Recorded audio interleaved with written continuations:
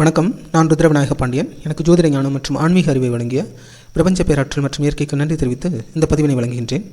நம்ம இப்போ ஜாதகம் தொடர்பான விளக்கப்பதிவை பார்க்க இருக்கின்றோம். அதன் அடிப்படையில் தமிழ் திரையுலகில் ஒரு பல்வேறு கதாபாத்திரங்களில் நடித்து ஒரு நல்ல நடிகராக விளம் வந்த மற்றும் அரசியல்வாதியாகவும் எம்எல்ஏவாக மற்றும் மத்திய இணையமைச்சராகவும் இருந்த நெப்போலியன் அவர்களுடைய மூத்த மகனான தனுஷ் அவர்களுடைய ஜாதகம் தொடர்பான விளக்கத்தை தான் பார்க்க இருக்கின்றோம். முதலில் நெப்போலியன் அவர்களுடைய ஜாதகம் சார்ந்த விளக்கம் தான் பார்க்கலாம். அவர் ஜாதகம் அடிப்படையில் அவருடைய தன்மைகள், குடும்பங்கள், இந்த அமைப்புகளை எவ்வாறு நாம் பொருத்தி பார்த்து விளக்க முடியும் என்று தான் நினைத்தேன். ஆனால் அவருடைய மகன் அவர்களுடைய ஜாதகம் சார்ந்த விளக்கம் முதலில் கொடுக்கலாம், பிறகு அது சார்ந்த அவருடைய ஜாதகம் சார்ந்து விளக்கலாம் என்று. மற்றும் இது ஒரு ஜோதிட ஆராய்ச்சி சார்ந்து விளங்கக்கூடியவராக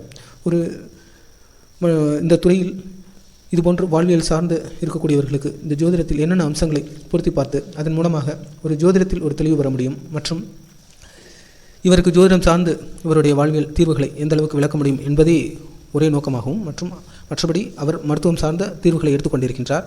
நிச்சயமாக அவருடைய வாழ்வியலில் ஆரோக்கியம், குடும்பம், எல்லா செல்வமும் புகழும் பெற்று நீண்ட ஆயுளுடன் சிறப்பாக வாழ இறைவன் நல்ல ஆசீர்வாதம் புரிவார். நாமும் அவருக்காக பிரார்த்தனை செய்து கொண்டுவோம் என்று கூறிக்கொண்டு இவருடைய மகன் அவர்களுடைய ஜாதகத்தை விளக்கலாம். நெப்போலியன் துரைசாமி அவர்கள் பார்த்தோமென்றால் இந்திய திரைப்பட நடிகராக, அரசியல்வாதியாக, தொழில் முனைவராக மற்றும் இந்திய அரசில் மத்திய அமைச்சரவையில் குறிப்பாக இணையமைச்சராக சமூக நீதி மற்றும் அதிகாரம் சார்ந்த துறைகளில் பணியாற்றியிருக்கின்றார். இவர் தமிழ், தெலுங்கு, மலையாளம், கன்னடம் பல்வேறு மொழி படங்களில் நடித்திருக்கின்றார். பல்வேறு நடிகர்களுடன் அவர் இணைந்து பணியாற்றியிருக்கின்றார். இவருடைய இயற்பெயர் குமரேசன் துரைசாமி என்பதாகும். இவர் தென்னிந்திய திரைப்பட நடிகர் துணைத் தலைவராகவும் பணியாற்றியிருக்கின்றார். சரத்குமார் அவர்கள் தலைவராக இருந்த காலகட்டத்தில் இவர் பணியாற்றியிருக்கின்றார். இவர் மூத்த மகன் தனுஷ் அவர்கள், இவருக்கு ஜெயசுதா என்ற மனைவி மற்றும் இளைய மகன் குணால் அவர்கள். இதுதான் அவருடைய குடும்பம். இப்பொழுது அவருடைய மகன் அவர்களுடைய ஜாதகத்தில் என்னென்ன அம்சங்கள் இருக்கின்றன, அதை சார்ந்து அவருடைய குடும்பம், எதிர்காலம் மற்றும் ஆரோக்கியம் சார்ந்த தன்மைகளை விளக்க இருக்கின்றோம், ஜோதிடம் சார்ந்து விளக்க இருக்கின்றோம். மற்றும் கடவுள் நமக்கு இதுபோன்ற குழந்தைகளை கொடுப்பது ஒரு வகையான சோதனை தான் என்று எடுத்துக்கொள்ள வேண்டும். இதுபோன்ற ஸ்பெஷல் கேரிங் இருக்கக்கூடியவர்களுக்கு நிச்சயமாக கடவுள் இந்த உலகமே பார்த்தோம் என்றால் ஒரு தகவல் பரிமாற்றத்தின் அடிப்படையில் தான் இயங்கிக் கொண்டிருக்கின்றது. அதாவது இந்த மனம்தான் படைப்பிற்கு மூல காரணமாக அமைகின்றது. இந்த மனதின் மூலமாக நாம் எதையெல்லாம் நினைக்கின்றோம், எதையெல்லாம் படைக்க விரும்புகின்றோமோ அதற்கு ஒரு டூலாக தான் இந்த உடல் இருக்கின்றது. இந்த உடல் 80% இந்த உடலை அடிப்படையாக கொண்டே, மனதின் நினைவுகள் அனைத்தும் இந்த உடலை அடிப்படையாக கொண்டே இயங்குகின்றது. இந்த டூல் ஏற்கனவே கொடுக்கப்பட்டுள்ளது. அது 80% நினைவுகள் அடிப்படையில் இந்த உடல் சார்ந்த நினைவுகளாக இருக்கின்றது. அதுதான் நம் வாழ்வியல் நிகழ்வுகளாக பரிணமிக்கின்றன. அதன் அடிப்படையில் பார்த்தோம் என்றால் இவருக்கு முதலில் நாம் வாழ்வியலை ஜோதிடம் சார்ந்து அணுகும் பொழுது நம்மளுடைய உடல் ஆரோக்கியம், குடும்பம் மற்றும் வாழ்வியல் பிற தேவைகள், சமூக தொண்டு, இதுபோன்ற தன்மைகளை அடிப்படையில் தான் நாம் இந்த ஜோதிடத்தை நாம் பார்க்க வேண்டும். இவருக்கு இருக்கக்கூடிய திரு தனுஷ் அவர்களுக்கு இருக்கக்கூடிய உடல் ஆரோக்கிய குறைபாடு என்பது மஸ்குலர் டிஸ்ட்ரோபி, அதாவது மஸ்குலர் டிசார்டர், ஒரு வகையான மரபணு சார்ந்த நோயாக இருக்கின்றது. தசைநார்கள் சம்பந்தப்பட்ட சிதைவு தான் இவருக்கு இருக்கக்கூடிய ஒரு நோயாக இருக்கின்றது. இதற்கு ஜோதிட அடிப்படையில் என்ன தீர்வுகள் பார்க்கலாம். மற்றும் இவருக்கு அனைவரும் அறிந்தது போலவே இவரால் மற்றவர்களைப் போல நடந்து செயல்பட முடியாது. அதாவது அடிவயிறுக்கு கீழுள்ள பாகங்கள் மற்றவர்களைப் போல இயங்காது. அதுதான் நடக்க முடியாது, ஓடி ஆடி விளையாட முடியாது. இந்த மற்றவர்களைப் போல அவர்களால் மற்ற செயல்பாடுகள் அனைத்தும் செய்ய முடிந்தாலும் இதுதான் பிரச்சனை. அதன் அடிப்படையில் 9, 10, 11, 12 கை கால்கள், இதுதான் முக்கியமாக பார்க்க வேண்டும். இந்த தன்மைகள் ஜோதிடத்தில் எவ்வாறு இருக்கின்றன என்பதை நாம் பார்த்து தெரிந்து கொள்வது மிக மிக அவசியம். மற்றும் இவருக்கு நவாம்சம், ராசிக்கட்டம், தசாபுத்திகள் எவ்வாறு வேலை செய்கின்றன மற்றும் இதுபோன்ற தன்மை கொண்டவர்களுக்கு நவாம்சம் குறிப்பாக நாம் பார்க்க வேண்டும். மற்றும் இதுபோன்று ஒருவர் வீட்டில் ஒருவர் தனியாக இருக்கின்றார் என்றாலே அவர்களுக்கு 2 விதமான தன்மைகள் இருக்கும். ஒன்று, அவர்களுக்கு மனதளவில் எவ்வாறு இயங்கக்கூடியவர்களாக இருக்கின்றார்கள் என்பதை பார்க்க வேண்டும். மனதளவில் ஆட்டிசம் போன்றவர்கள்லாம் இருப்பார்கள், அது வேறு. இதுபோன்ற தன்மை பிறந்தவர்கள் மனதால் வலிமையாக இருப்பார்கள். இவர்களால் மனதால் என்ன நினைக்கின்றார்களோ அதை எல்லாமே தன் வாழ்வியல் சார்ந்த நிகழ்வுகளாக மாற்றியமைக்க முடியும். அவ்வளவும் மனதளவில் வலிமை பெற்றவர்களாக இருப்பார்கள். இப்படிப்பட்டவர்களை நாம் பார்த்து நாம் அவருக்கு உதவிகரமாக இருக்கும் பொழுது அவர் சார்ந்த பலன்கள், ஏனென்றால் குடும்பம் பந்தம் பிணைப்பு இயல்பாகவே இருக்கின்றது. அதன் அடிப்படையில் இவர்கள் சார்ந்து அவர்களுடைய தந்தையோ தாயோ மற்றும் குடும்ப சார்ந்த பொருளாதார முன்னேற்றமும் சாத்தியக்கூறுகள் ஏற்படும். இது ஒருவருடைய வாழ்வியல் என்பது இவ்வாறு தான் இயங்க வேண்டும் என்பது ஆண்டவன் வகுத்தது. இதையுமே நம்முடைய கட்டுப்பாட்டில் சில விஷயங்கள் இயங்கவில்லை. அதன் அடிப்படையில் இவருக்கு மனதளவில் இது போன்ற தன்மை பொருந்தியவர்கள் மிகவும் வலிமை பொருந்தியவர்களாக இருப்பார்கள். இவருக்கு ஜாதகத்தில் என்ன அம்சங்கள் இருக்கின்றன, அதை சார்ந்து இவருடைய செயல்பாடுகள் எப்படி இருக்கும் மற்றும் எதிர்காலத்தை நாம் தெளிவாகவே பார்க்கலாம். குறிப்பாக இதுபோன்ற மஸ்குலர் டிசார்டர் என்றாலே அவர்களுக்கு சனி குரு போன்ற கிரக அமைப்புகளை பார்க்க வேண்டும். 9ஆம் இடம் பார்க்க வேண்டும். மரபு சார்ந்த அமைப்பு என்பதனால் சூரியனை உறுதியாக பார்க்க வேண்டும். சூரியன் எந்த அளவுக்கு இருக்கின்றாரோ அந்த அடிப்படையில் இதுபோன்ற மரபு சார்ந்த குறைபாடுகளை குறைக்க முடியும். இவருக்கு ஜோதிட ரீதியாக எவ்வாறு செயல்பட்டால் அதற்கான தீர்வு என்று நான் சொல்கின்றேன். மருத்துவ ரீதியாக நிச்சயமாக அவர்கள் குறிப்பிட்ட மருத்துவமனையை அணுகி அதை சார்ந்த ஆராய்ச்சிகள் செய்து கொண்டிருக்கின்றார்கள். அதை சார்ந்த தீர்வுகளை அவர்கள் எதிர்கொள்ளலாம். ஜோதிட ரீதியாக இதற்கு எப்படிப்பட்ட தீர்வுகள் கொடுக்கப்பட்டிருக்கின்றன என்பதை பார்க்கலாம். இவருக்கு நவாம்சம் சார்ந்து பார்க்கும் பொழுது லக்னத்திலேயே கேது இருக்கின்றார் மற்றும் 3ஆம் இடத்தில் சுக்கிரனும் சந்திரனும் இருக்கின்றார்கள்.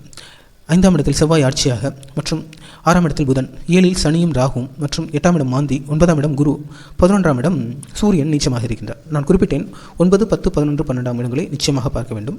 மற்றும் பொதுவாக ஆரோக்கியம் என்றாலே 3 நான் பல்வேறு பதிவுகளில் விளக்கியிருக்கின்றேன். 3, 6, 10, 8 3, 6, 8, 10 இந்த இடங்கள் எல்லாம் நிச்சயமாக ஆரோக்கியம் சார்ந்து நாம் பார்க்க வேண்டும். இவர் பொதுவாக அன்புள்ளம் கொண்டவர், பாசத்துக்காக இயங்கக்கூடியவர், தாயை தனக்குள்ளே வைத்துக் கொள்ள வேண்டும் என்ற தன்மை. ஏனென்றால் இதுபோன்ற தன்மை பொருந்தியவர்களுக்கு நவாம்சம் அதிகமாக வேலை செய்யும். மற்ற வாழ்வியல் சார்ந்து இயங்கக்கூடியவர்களுக்கு நவாம்சம் குறிப்பிட்ட தன்மைகள் பொருந்தியதாகவும் பிற்பகுதியில் ராசிக்கட்டம் முழுமையாக வேலை செய்யக்கூடியதாகவும் இருக்கும். இவர்களுக்கு நவாம்சமும் வேலை செய்யும், ராசிக்கட்டமும் வேலை செய்யும். அந்த பிணைப்பு இவர்களுக்கு அதிகமாகவே இருக்கும். அன்புள்ளம் கொண்டவராகவும் பாசத்துக்கு இயங்கக்கூடியவராகவும் உணர்ச்சிகள் நிறைந்தவராகவும் இருக்கின்றார். அதிகமாக சென்சிட்டிவாகவும் இருப்பாங்க. அதே நேரம் எமோஷன்ஸ் அண்ட் ஃபீலிங்ஸ் இயற்கையாகவே இவர்களுக்கு அதிகமாக இருக்கும். மற்றும் அதிகமாக கற்றுக்கொள்ள வேண்டும் என்ற நாட்டமும் வேட்கையும் கொண்டவர்களாக இருப்பார்கள். அவருக்கு நவாம்சத்தில் செவ்வாய் ஆட்சியாகவே இருக்கின்றது. இளமை பருவத்தில் அவர் சிறப்பாக தான் இருந்திருக்கின்றார். அவருக்கு எது பிரச்சனை ஏற்படுத்தியிருக்கின்றது, தசாபுத்திகள் எந்த அளவுக்கு இவருக்கு வேலை செய்திருக்கின்றன என்பதையும் தெரிந்து கொள்ள வேண்டும். மற்றும் இவருக்கு பார்த்தோம் என்றால் அதிகமாக மனதால் இயங்கக்கூடியவர், மற்றவருடைய மனதை ஸ்டடி பண்ணக்கூடிய கெப்பாசிட்டி இவர்கள் இருக்கும். மற்றவர் என்ன நினைக்கின்றார்கள் என்பதை புரிந்து கொண்டு அதன் அடிப்படையில் தன்னை தகவமைத்து மேம்படுத்திக் கொள்ளக்கூடிய பக்குவம் இவர்களுக்கு இயல்பாக இருக்கும். நிர்வாகத்திறன் பொருந்தியவராக இருக்கின்றார். இவருக்கு லக்னாதிபதியே பாருங்கள் 9ஆம் இடத்தில் இருக்கின்றார். அதன் அடிப்படையிலேயே இவருக்கும் தந்தைக்கும் உள்ள பிணைப்பு இயல்பாகவே மிக மிக அதிகமாக இருக்கின்றது. அவருக்கு ராசி கட்டத்திலும் நீங்கள் பார்த்தோம் என்றால் தெரியும், அது ஒரு வகையான வர்க்கோத்தமும் தன்மை பொருந்திருக்கும். இந்த லக்னாதிபதி 9ஆம் இடம் சார்ந்த வர்க்கோத்தமும். இவருக்கு பார்த்தோம் என்றால் பொதுவாக 3ஆம் இடம் சார்ந்த இடமாற்றம், பயணம் சார்ந்த அமைப்புகள் அதிகமாக விரும்பக்கூடியவராக இருக்கின்றார். அதன் அடிப்படையில் இவர் உலகமெல்லாம் சுற்றி பார்க்க வேண்டும் என்ற நாட்டம், விருப்பம் இவருக்கு அதிகமாகவே இருக்கும். மற்றும் அதிகமாக சிந்திக்கக்கூடிய தன்மை, புதிதாக கற்றுக்கொள்ள வேண்டும் என்ற நாட்டம், விருப்பம், அதாவது ஒவ்வொரு நாளும் புதிதாக ஒன்றை விரும்பக்கூடியவர்களாக இருப்பார்கள். ஒன்று. மற்றும் இவருக்கு 3ஆம் அதிபதியான சனி 7ஆம் இடத்தில் இருக்கின்றார். இவ்வாறு இயங்கக்கூடியவர்களுக்கு நாம் 4ஆம் இடம் பார்க்க வேண்டும், 5ஆம் இடம், 7ஆம் இடம். எதனால் சொல்கின்றேன் என்றால் ஒருவருடைய ஆரோக்கியம் என்றால் 3, 6, 8, 10 என்று பார்த்து விடலாம். ஆனால் ஒருவர் தாய் இல்லாமல் அவரால் இயங்க முடியாது. மற்றும் பூர்வ புண்ணிய ஸ்தானம் நன்றாக இல்லாமல் அவரால் பல்வேறு பலன்கள் அனுபவிக்க முடியாது. மற்றும் தந்தை அமைப்பு இல்லாமலும் இயங்க முடியாது. 7ஆம் இடம் மனைவி, நண்பர்கள், சமூக அமைப்பு மற்றும் கடவுள் சார்ந்த ஒரு ஆசீர்வாதம், இது எல்லாமே நிச்சயமாக நமக்கு வேண்டும். அதன் அடிப்படையிலேயே இந்த 4, 5, 7, 9 மற்ற இடங்களும் இது போன்றவர்களுக்கு எவ்வாறு வேலை செய்யும் என்பதை தெரிந்து கொள்ள வேண்டும். இவருக்கு 7ஆம் இடம் சார்ந்து பார்த்தோம் என்றால் சனியும் ராகுவும் இருக்கக்கூடிய அமைப்பு. 7ஆம் அதிபதி 6ஆம் இடத்தில் வருகின்றார். லக்னாதிபதி 9ஆம் இடம் தந்தை சார்ந்த பிணைப்பு இயல்பாகவே தெரிகின்றது. சூரியன் இவருக்கு நீச்சமாக இருக்கின்றார். 9ஆம் அதிபதி நீச்சமாகின்றார். மற்றும் அதன் அடிப்படையில் தந்தை அரசியல்வாதியாக செயல்பட்டார். 11ஆம் இடம் என்பது அரசியல் சார்ந்த யோக பலன்களை நிச்சயமாக கொடுக்கும். மற்றும் வெளிநாடு சார்ந்த அமைப்புகள், இதுபோன்று அரசியல்வாதியாக இருந்து அதற்கு பிறகு வெளிநாடு சார்ந்து இயங்கக்கூடியவராக இருப்பதற்கு, மற்றும் தாய் தந்தை சார்ந்த ஒரு நிர்வாகியாக தாய் தந்தை சார்ந்த சொத்துக்களை மற்றும் அவர் சார்ந்த தொழில் அமைப்புகளை பராமரிப்பவராகவும், இவர் தந்தையும் ஒரு தொழில் முனைவராக இருப்பதற்கெல்லாம் இந்த நவாம்சம் சுட்டி காட்டுகின்றது. இதன் அடிப்படையில் தெளிவாக தெரிகின்றது. நான் குறிப்பிட்டேன், இதுபோன்று கால் பகுதிகள் இயங்காமல் இருக்கக்கூடியவர்களுக்கு 9ஆம் இடம் சார்ந்தே பார்க்க வேண்டும். 9ஆம் இடம் நீச்சம். 10ஆம் அதிபதி 6ஆம் இடம் பாருங்கள். நான் குறிப்பிட்டேன் 3, 6, 8, 10 பார்க்க வேண்டும் என்றிருந்தேன். இவருக்கு குறிப்பாக இதுபோன்ற கால் சம்பந்தப்பட்ட பிரச்சனை என்பதனால் 9ஆம் இடம் மூலமாக பார்க்க வேண்டும். 9ஆம் அதிபதி நீச்சமாகின்றார். 10ஆம் அதிபதி 6ஆம் இடத்தில் இருக்கின்றார்.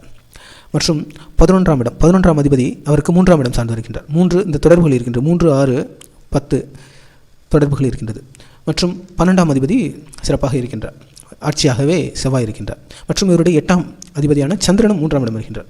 இந்த 3, 6, 8, 10 தொடர்புகள் அதிகமாகவே இருக்கின்றன. மற்றும் இவருக்கு 9ஆம் இடத்திலிருந்து நீச்சம் 9, 10, 11 இந்த 3 இடங்களுமே அவ்வளவு சிறப்பாக இல்லை.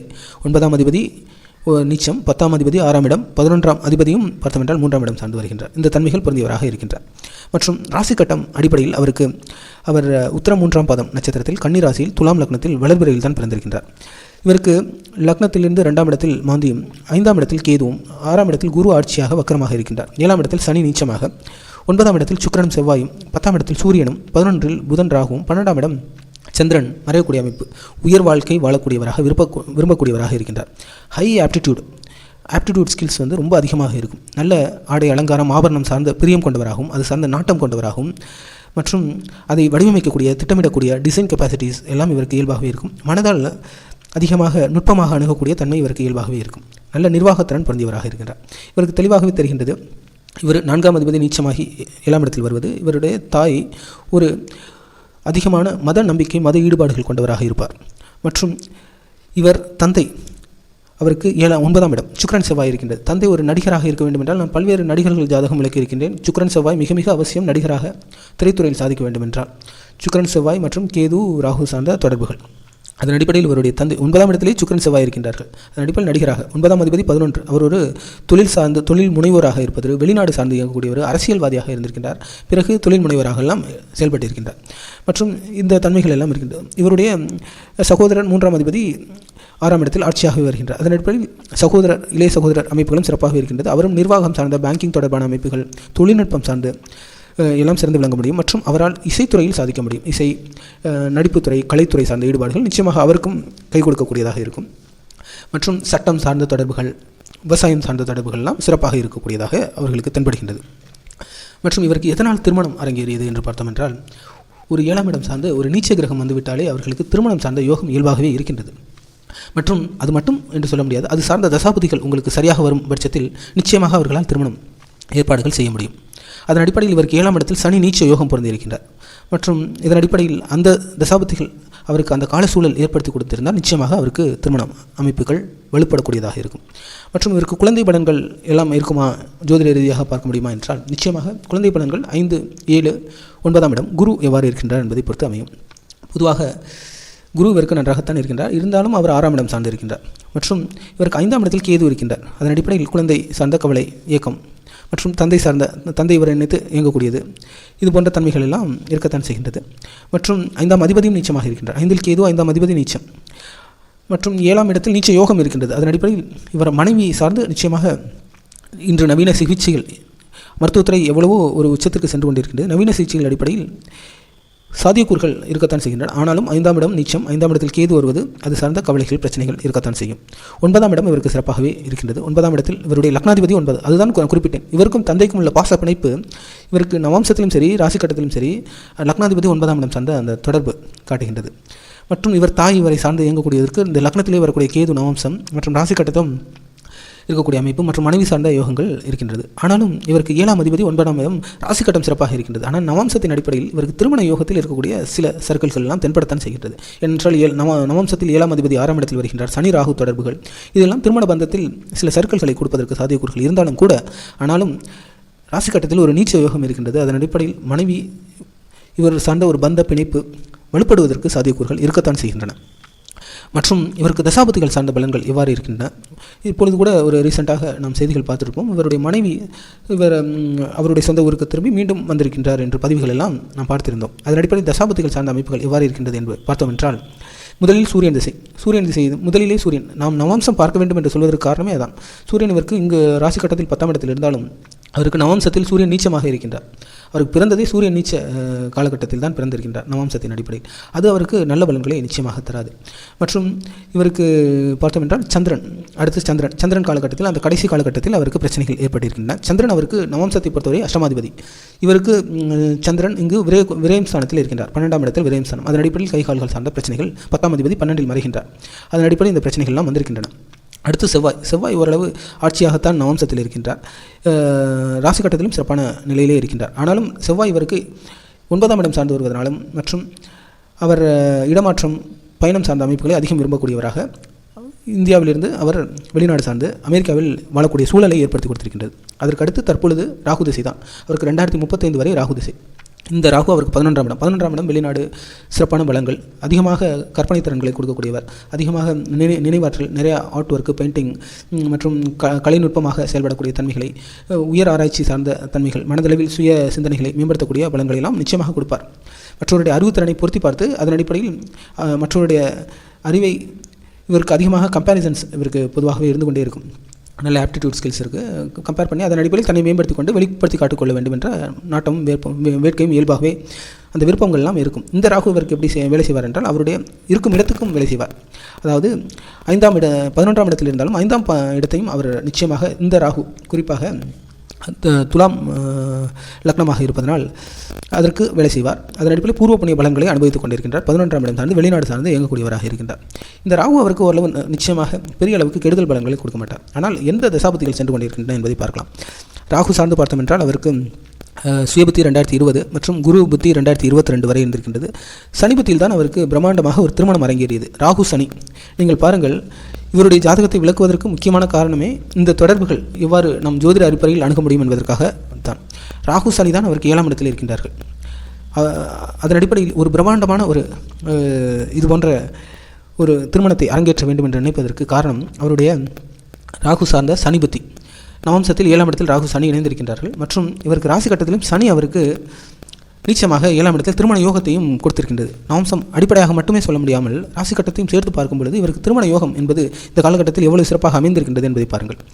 ஆனால் அவருக்கு இந்த மே மாதத்திற்கு பிறகே பார்த்தோம் என்றால் புதன் புத்தி தான் ஸ்டார்ட் ஆகியிருக்கின்றது. ராகு சார்ந்த புதன் இந்த காலகட்டம் மனதால் மிக தீவிரமாக இயங்கக்கூடியவராக, தூக்கமின்மை, கற்பனை திறன் இவையெல்லாம் அதிகமாக ஏற்படும்.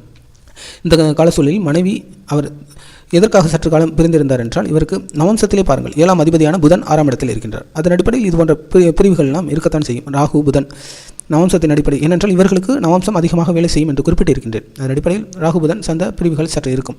ஆனாலும் இவருக்கு சனி நீச்ச யோகம் இருக்கின்றது. அதன் அடிப்படையில் வாழ்வியலில் அதிகமான பலன்களை கொடுக்கக்கூடிய சனி இவருக்கு நிச்சயமாக மனைவி சார்ந்த பந்த அமைப்புகளை உறுதிப்படுத்தத்தான் செய்வதற்கு சாத்தியங்களை ஏற்படுத்துவார்.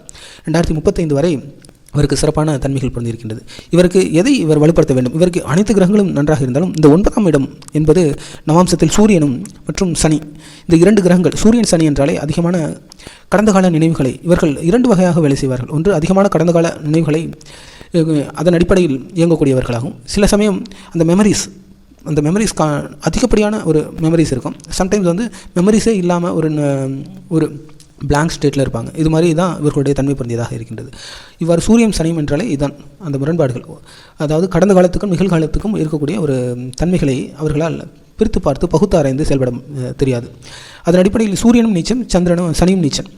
சூரியன் மற்றும் சந்திரனும் இவருக்கு வலுவாக இல்லாமல் இருக்கின்றார். அதன் அடிப்படையில் நான் ஜோதிடம் ரீதியாக எப்படிப்பட்ட தீர்வுகளை கொடுப்பேன் என்றால் இவருக்கு ஜோதிடம் ரீதியாக நாம் சூரியனுக்கான தன்மைகளை வெளிப்படுத்த வேண்டும். அதாவது வீட்டில் அதிகப்படியான காப்பர் சார்ந்த உபகரணங்களை பயன்படுத்தல், ருத்ராட்சி மணிதல், அதிகமாக இயற்கை தொடர்புகள் மிக மிக அவசியம். அதாவது ஒரு வீட்டிலேயே அவர்களால் இருந்து கொண்டு செயல்படாமல் சற்று வெளிப்புற சூழல் மிக மிக அவசியம். குறிப்பாக பார்த்தோம் என்றால் அதிகமான வெப்பம், காலை வெப்பம், மாலை வெப்பம் அவசியம். மற்றும் சந்திரன் வெளிப்படுத்துவது மிக மிக அவசியமாக இருக்கின்றது. ஏனென்றால் இவருக்கு ராசி கட்டத்தின் அடிப்படையில் தான், நவம்சத்தின் அடிப்படையில் தான் பிரச்சனைகள் அதிகமாக இருக்கின்றது. ராசி கட்டம் இவருக்கு பிரச்சனைக்கான தீர்வுகளை கொடுக்கக்கூடியதாக இருக்கின்றது. ராசி கட்டம் ஓரளவு நல்ல ஒரு தன்மை பொருந்தியதாக இருப்பதனால் இவரால் நிச்சயமாக அதை சார்ந்து இவரால் ஆரோக்கியம் சார்ந்து முன்னேற்றமான பலன்களை அனுபவிப்பதற்கு சாத்தியக்கூறுகள் இருக்கத்தான் ராசி கட்டத்தில் தெரிகின்றன. அதன் அடிப்படையில் பௌர்ணமி தொடர்பு மிக மிக, இந்த பௌர்ணமி சார்ந்த அமைப்புகள், நிலவை பார்த்தல் மற்றும் நல்ல உடல் சமநிலை மிக மிக அவசியம். நல்ல உணவு பழக்க வழக்கங்கள், உணவு சமநிலை மிக மிக அவசியமாக இருக்கின்றது. மற்றும் சந்திரன் என்றாலே உடல் குளிர்ச்சி, அதிகமாக உஷ்ணம், கோபம் இது போன்ற தன்மைகளை எல்லாம் குறைத்து கொண்டு உஷ்ணமாக இல்லாமல் உடல் சமநிலையை பேணி பாதுகாக்க வேண்டும். மனதளவில் அதிகமாக இசையை கேட்பது மிக மிக அவசியம். மந்திரங்கள் ஜெபிப்பது, அதற்காகத்தான் அந்த காலத்தில் மந்திரங்கள், இந்த பாடசாலைகள் எல்லாம் அவ்வாறே இயங்கின. நம் உடல் மன சமநிலையை எந்த அளவுக்கு பேணி பாதுகாக்க வேண்டும் என்பதற்கான ஒரு தன்மைகள் தான் இவை எல்லாமே. அதனிடப்ப இயற்கையுடன் தொடர்பு மற்றும் இசை, மந்திரங்கள் மற்றும் கடவுள் நம்பிக்கை இவையெல்லாம் இவருக்கு நிச்சயமாக நல்ல பலன்கள் கொடுக்கக்கூடியதாக இருக்கும். மற்றும் ஒரு விஷயத்தை கற்றுக்கொண்டால் அதை மனதில் கற்றுக்கொண்டு அதை திரும்ப சொல்வது மிக மிக சிறப்பாக இருக்கும். தெரிந்த ஒரு விஷயத்தை மற்றவரிடம் போதிப்பது, அதுவும் மிக மிக சிறப்பான ஒரு பலன்களை கொடுக்கக்கூடியதாக இருக்கும். இதுபோன்ற தன்மைகள் தான் இவருக்கு சூரியனையும் சனியும் எந்த அளவுக்கு மேம்படுத்த முடியும் என்பதை பார்க்க வேண்டும். அதன் அடிப்படையில் உடல் மற்றும் மன சமநிலை இவருக்கு அதிகமாக தேவைப்படுகின்றது. அதை எந்த அளவுக்கு பேணி பாதுகாக்கின்றார். மற்றும் கடவுள் சார்ந்த நம்பிக்கை என்றாலும் கூட அவருக்கு விருப்பப்பட்ட கடவுளை வழிபடலாம். சூரியன் என்றாலே சிவபெருமானை வழிபடுவதாக இருக்கட்டும், நவகிரகங்கள் சார்ந்த வழிபாடுகள் நிச்சயமாக பலன் கொடுக்கக்கூடியதாக இருக்கும். மற்றும் விநாயகர் சார்ந்த வழிபாடுகள் எல்லாம் உறுதியாக நல்ல பலன்களை நிச்சயமாக கொடுக்கும். இதுதான் இவருடைய ஜாதகம் தொடர்பாக நான் ஒரு விளக்கம் கொடுக்கலாம் என்று நினைத்தேன். இதுபோன்று ஜோதிடம் தொடர்பான விளக்கப்பதிவில் உங்களை மீண்டும் சந்திக்கின்றேன். இவர் நல்ல ஆரோக்கியத்துடன், நல்ல குடும்பத்துடன், சிறப்பாக நீண்ட ஆயுளுடன் எல்லா வல்ல இறைவன் இவருக்கு நல்ல ஆசீர்வாதம் புரிந்து நாமும் இவருக்காக பிரார்த்தனை செய்து சிறப்பாக வாழ வேண்டிக் கொண்டு மீண்டும் இதுபோன்ற பதிவில் உங்களை சந்திக்கின்றேன். புவியுள்ள காலமெல்லாம் புகழோடு வாழ்ந்திருவீர். வையகம் செழிக்க, வாழ்க வளமுடன்.